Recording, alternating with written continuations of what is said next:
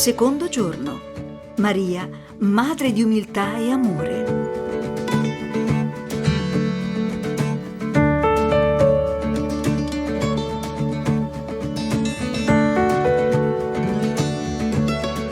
Ha fatto tutto lei, disse Don Bosco al termine della sua vita terrena, mentre ripensava a tutto quello che aveva vissuto e fatto per i suoi giovani. Il prete educatore vide la Madonna fare irruzione, concretamente e carismaticamente nella sua vita, in tal modo che si possa dire di lui, come di Maria stessa, ha meditato nel suo cuore gli avvenimenti mariani capitati nella propria vita.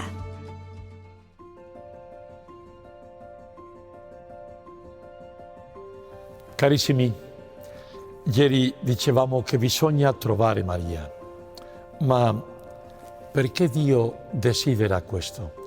E per quale motivo occorre passare attraverso di lei? E perché Don Bosco afferma che ha fatto tutto lei? Facciamoci aiutare dalla scrittura e dalla tradizione. Maria ha trovato grazia presso Dio, è piena di grazia, perché ha dato la vita a Gesù, che è l'autore di ogni grazia. Dio l'ha scelta come tesoriera e custode dei doni di Dio. E questo significa che ogni dono passa per le sue mani. Ricordate a Cana di Galilea, quegli sposi non avrebbero vissuto bene la festa senza l'intervento dell'aiuto concreto di Maria. Ogni figlio nasce da un padre e da una madre. Allo stesso modo, ciascuno di noi ha Dio per padre e Maria per madre. Dal momento che lo Spirito Santo ha formato Gesù nell'utero di Maria, allo stesso modo anche la forma di Gesù in noi si realizza grazie all'intervento di Maria. E Maria, come ogni mamma, ha nutrito suo figlio Gesù, anche oggi continua a nutrire noi, suoi figli, sue figlie. Dunque, quando Maria vive accanto a noi, sorgono in noi le sue virtù. In particolare, io penso, l'umiltà e l'amore.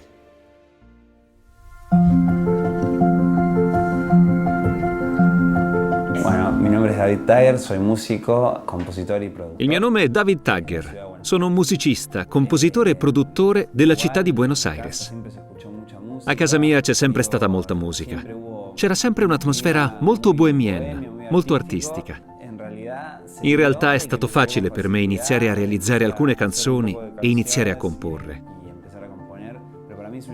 Ma per me è una fuga. Quindi ho sempre desiderato una via di fuga e un luogo di incontro allo stesso tempo. Una fuga dalla quotidianità e un luogo di incontro per gli altri. Sono di San Juan Evangelista, ho i ricordi più belli. Mi ha insegnato e mi ha dato un rifugio in un momento molto difficile della mia vita. Durante l'adolescenza, quando ero in crisi totale. E credo di essermi sentito molto solo. E in quella scuola ho iniziato a riconnettermi con la musica.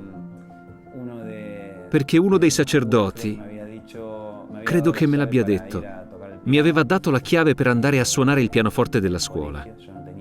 Non avevo un pianoforte mio. E non facevo musica. Avevo molta resistenza, ma ho sempre suonato a orecchio.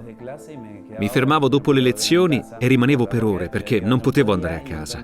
Non importa perché, ma voglio dire, non potevo. E quindi per me è stato, ora lo ricordo e mi commuove perché è stato molto importante. Non credo che loro sappiano quanto sia stato importante per me, ma è per questo che li apprezzo molto, molto. Il mio sogno, dopo aver registrato con León Gieco, Ci sono sempre dei sogni, dove si generano reti, collegamenti, più musicisti e quant'altro. Voglio dire, sto incontrando un sacco di persone fantastiche. Ho sempre avuto questa fortuna, ma ora penso che con la musica mi sto collegando e sono sulla stessa strada. Credo che i sogni vadano in questa direzione. Continuare a tessere reti e fare in modo che sia una crescita collettiva e non solo personale. L'importanza di suonare davvero per ciò in cui si crede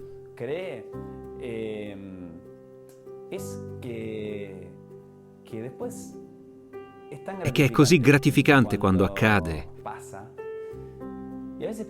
e a volte accade in modo diverso. Non accade nel modo in cui ci si aspettava che accadesse, che si pensava sarebbe accaduto. Ma succede davvero, succede.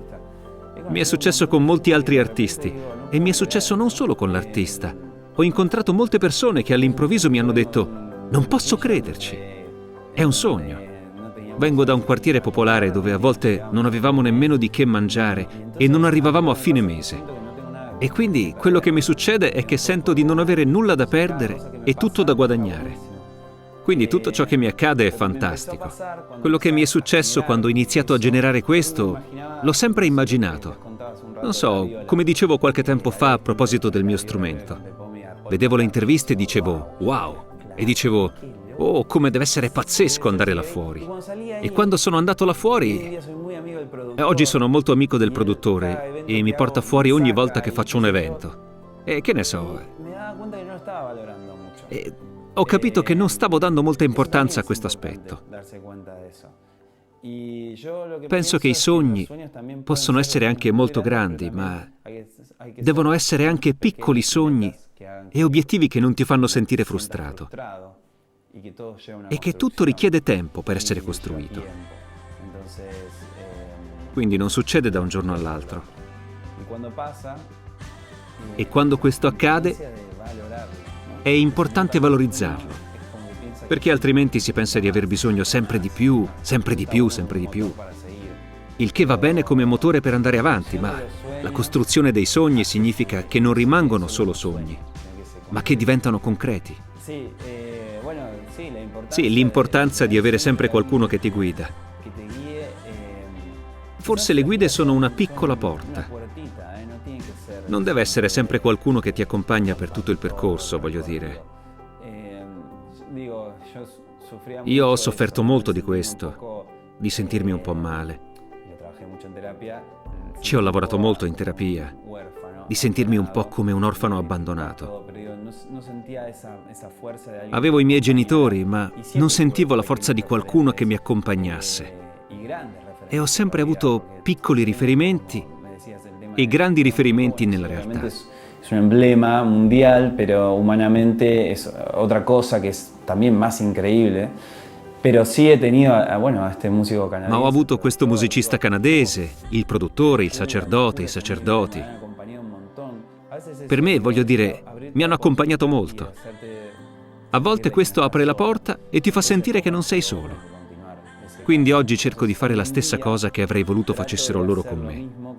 Ma tornando al punto precedente, e a proposito di questo, penso che quando inizi a costruire i tuoi sogni, ti fa anche vedere il processo. Quindi stai facendo una scommessa. Se poi non si realizza, non importa, perché è così, ci hai provato. Non provarci mi sembra peggio.